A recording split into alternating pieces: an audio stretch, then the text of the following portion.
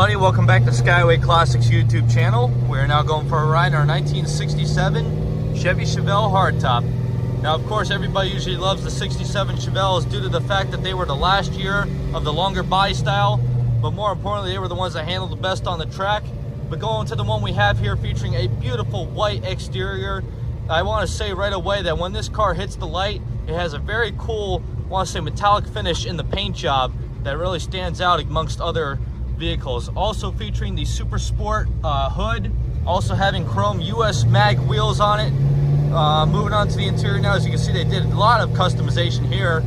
As you can see they changed the cluster out to a new modernized one. Still have the old school steering wheel with tilt column. They have updated the console to a more one of a kind. This is probably expensive. And even the very nice TMI, I believe, interior. The very nice comfortable bucket seats.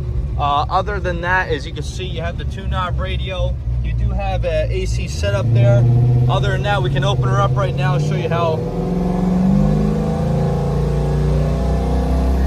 I don't even need to say it. I think the car can pretty much demonstrate itself.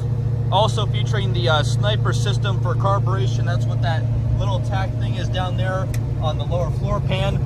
But other than that, it keeps track of all your driving history, voltage, pretty much like another cluster, but in the hand, palm in your hand.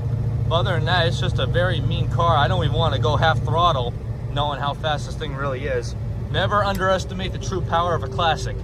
But as for now though, we're just going to get it turned around and up on the lift, so please stay tuned to see the underneath.